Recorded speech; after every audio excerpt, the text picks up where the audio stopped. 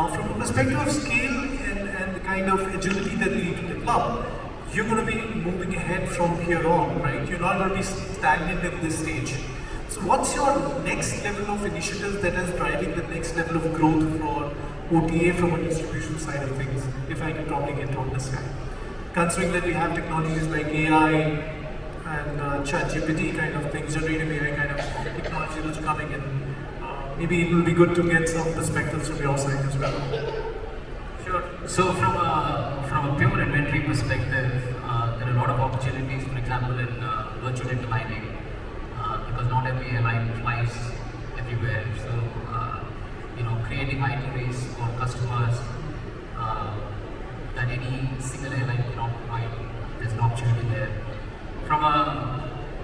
And obviously that there's a lot of machine learning that can be implemented there, right? And I use the word AI in a very broad way. So from our own perspective, I can give a couple of examples on where we are implementing it. Pretty much everything in the customer journey on our platform is highly personalized. So if you take, for example, a simple itinerary like Delhi-Dubai, customer would end up saying maybe 300-400 options. Given that he's using very small form factor, maybe the top 4 options could drive a lot more conversion than endless scrolling. So what we show on the top 4 on the first scroll is highly personalized. Based on what the customer has used in the past, to what's more popular. It could be the cheapest, it could be the lowest duration, it could be any of those things, based on a number of factors. Pretty much everything that the user sees is highly customized. A couple of other examples, we have a chatbot. We've implemented a chatbot in the pre-sales journey, which tells the customer, okay, let's say based on his previous purchases, okay, there's a sale on Axis Bank card on Wednesday, so don't buy your ticket today, buy it on Wednesday, and you can save 3,500, whatever, right? So the bot is clever enough to find past history of the user, find what offers are available today, and then inform the user. Another place where we are implementing AI is the entire post-sale processes, wherein a bot intelligently decides what the customer is here to do with this ticket, and then reduces that need of response to the call center. So it's hard to, and then it's really hard to not have things personalized these days, because that's the competitive edge that you have. Thanks, Anish. I think if I were to summarize this, and correct me if I'm wrong, Samir, your level of initiatives that you're going to drive will start from knowing the customer first, right? That's where you start. You're not bothered about integration now. You already have a platform. There is enough amount of offer and order management capabilities which are there in the market. Now the game really begins when you start looking at, if you know the customer well, what can drive better convenience and can drive seamless experience across to them, right? Whether it be pre-sales, post-sales, or during the sales time, right? Whether it's recommendation engine, whether it's post-sales from a chatbot perspective, history, gathering and all that particular stuff. Thanksgiving products, fintech products, a whole bunch of products as well. Perfect. I think that's exciting to know, right? Because that raises the level of competition. From an airline perspective, if you're looking at from that side, it becomes extremely important for you to understand where the OTAs are really moving from a perspective of the growth, and what is the level of preparedness that you need to have to be able to drive that level of engagement. Manoj, over to you, sir. See, I just said customer perspective, customer is very, very demanding today. Not in terms of fare. Most of the people, they say, airline journey is not leisure journey today. It's a very, very painful when you travel, especially when you reach the airport and you find there is no boarding card. So who will help you? Only chatbot. You ask the chatbot immediately, they can give the boarding card. That's kind of customer experience we are trying to, reduce. In fact, chatbot is history now because 2022 we already reduced chatbot. Today our chatbot is much mature. They know, understand who is the customer, and in our CRM basically the underlying liking or disliking of the customer, who is Mr. X when he's traveling, what is which flight is there. So based on that is only giving the flood of information in advance so that customer will feel happy. Now if you while traveling you forget your boarding card and chatbot give you the boarding card and handy in a mobile phone, and you know your QR code is already there. So you feel very delighted. And one thing, when you writing the customer with not dear so you just name it, then customer also feel delighted. Hey, this person also know me, my history, my last travel, how much travel we've taken, and liking, disliking in terms of, for example, somebody want to buy meal and they don't like non-veg, Monday, Tuesday, for example. That's like chatbot, they know the psychology of the customer. So that's even an indication that we require. Of course, technology is AI is today we can say AI is a main tool where they can dig all those information and make the customer happy. Now moving ahead, we talk about GenAI. GenAI a little bit adding one more emotional angle on the AI. So now GenAI is going to be understand a little bit more how information being provided in advance. I tell you an example. Now, as a layman, if traveling from Delhi to Miami or XYZ destination, you don't know what is the transit visa required, not required. So, when you are traveling those internet destination, type of visa required, that's also GenAI give you in advance. You make sure you should have this kind of visa in place. Number one. Number two, after pandemic, most of the airport they have a board notification. You have to land in a particular airport, you should have vaccination, you have a doctor certificate. Those things are now country specific. Those information should be also provided by GenAI to hand in to customers so that they know in advance, yes, I have to make sure all those documents should be ready with me. So that is the use of GenAI. And moving ahead, there are a lot of information we can capture in GenAI, creating LLM, and different model, actually NLP or whatever you can say. The challenge here is how you store it and how you deliver it. It's not, you cannot deliver over information. Visa is because visa required for the customer. Is a one visa, business visa, or general, resident visa. Those information should be correct. Information should be landed with the customer. Because otherwise, information not very secure, not authenticated, that's going to be side effect. Excellent, Parag. So considering that coming into perspective, I also wanted to understand, considering that there are components like dynamic pricing and dynamic demand forecasting, which are basically redefining the industry to a large extent. And I think in the past, airlines and airports, the airlines specifically have used it extensively from a dynamic pricing perspective. But now with GenAI and, I would say GenAI, but let's say traditional AI, or discriminative AI, let's call it. From that perspective, how are things really changing from that? Maybe Dhananjay, if in case you want to answer this, and then probably I'll pass it on to others as well. Okay.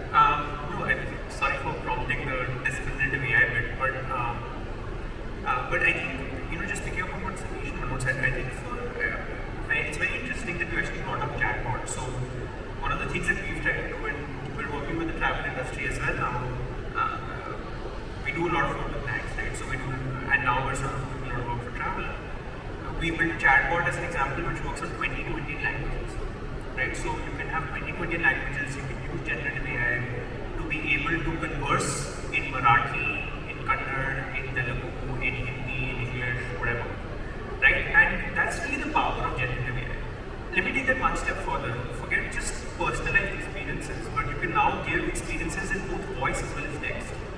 So I can speak on WhatsApp with a chatbot, which now we built, where you can say, "I मेरे को एक ticket चाहिए," and the chatbot will be able to do everything that you can do on an app on WhatsApp. Right? So when you're thinking about enabling those experiences for tier 3, tier 4 city customers, that's really where the power of generative AI stands to come in. Let me actually go one step further to what Satish ji and Manoj ji said. Even recommendation engines. There's a lot of data under the Digital Privacy Data Protection Act which is available with the government, which the government is willing to give to OTAs through startups like ours, where we act as a medium and a mechanism in an audited, secure manner to be able to personalize those experiences for you. Can I, for instance, say that, Anuj is booking a ticket through Make My Trip or Ease My Trip, and Anuj works at CAPA, which is a tier 1 organization which expects a certain level of service. Forget to sync Access Bank card with discounts, but can you, for instance, go even 3 steps further? And that's of course where Make My Trip and Ease My Trip are trying to go along with other OTAs, but that's really where Gen AI as well as discriminative AI can come in. Good point that you raised, Anjay. Let me just take a step back and ask the audience, how many of us know about Rabbit R1 as a product? Raise your hands, please. Just one hand? Okay, so do we really understand, see, with ChatGPT coming in, this Rabbit R1 product came in maybe roughly around 3 to 4 months later, maybe 2 or 3 months later. What it did was extremely disruptive. What you could do is there's a Rabbit R1 phone that you carry, and it's a voice-enabled product. What it does is, the moment you say, "I want to plan a trip, please create an itinerary for me," what it does, it goes through multiple sites, including OTA sites and other direct sites as well, gives you a complete itinerary, and on a click of a button, you can start booking it. You don't even need to put your finger in there. You can just say, "Okay, book based on my categorization," and the bookings will be made. Right? So now, considering that there are products in the market which are coming on this scale, how are OTAs going to be addressing this kind of thing?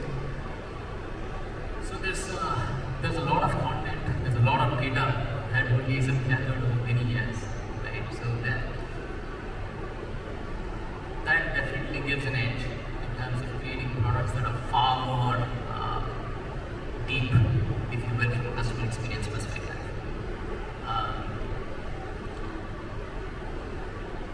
And gathering content is not simple at all. It's a very difficult problem to solve, right?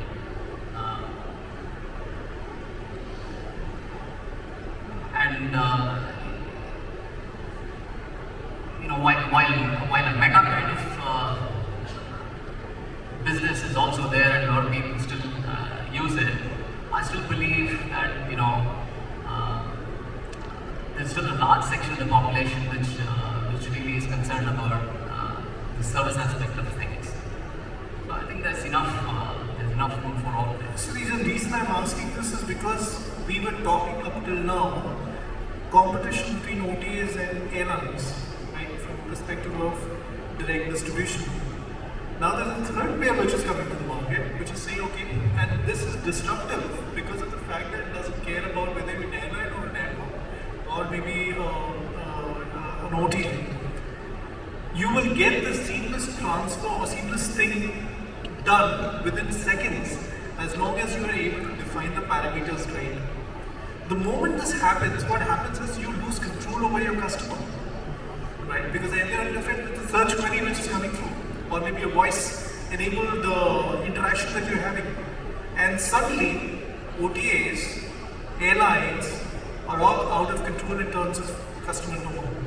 How do you handle that? So, as far as I know, pretty much every OTA, I'm sure one of us as well, is already working on multiple voice-based features, if not already, not already live in production. So many things to come, right? Matter of time. For example, everybody's been selling tickets so far, right? And we're all stuck around. And hence, I'm sure there'll be more and more features, especially natural language processing.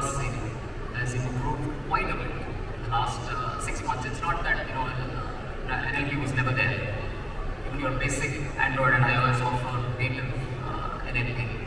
But there are newer libraries from Google, etc., and Microsoft, which are like far ahead of the game, especially when it comes to Indian languages. So it's a matter of application, and pretty much all of these are applying it extensively as we speak. Thanks, Satish. Manoj, over to you. So basically, not only for customer's perspective, voice enable, bot enable, those things definitely is the future, and that's going to be game changer. Now, practically, I will say technical standpoint, bot will take more time to click a button, 3 buttons you can book the ticket today. But voice bot, sometimes because of local dialect, they don't understand, system don't understand, would take more time. But yes, because of technology, not only technology, I tell you, new thing, government of India coming with a new regulation, disabled accessibility should be there. Even though 80% in blind people, they can also book the ticket. So you make your mobile application, point of sale, web application, those things is also compliant with the disability. That's the new rule is coming up. So irrespective of voice chat or voice bot or your website should be, enable to bigger icon, bigger color combination, those things also coming with the new business rule, and I'm sure we called WCAG, the new rules coming up, and I'm sure most of it is going to be implemented. Excellent. Okay, so I guess the times is up. We'll just wait for another 2 minutes if in case anyone from the audience would want to ask a question or anything of that sort. Happy to answer them.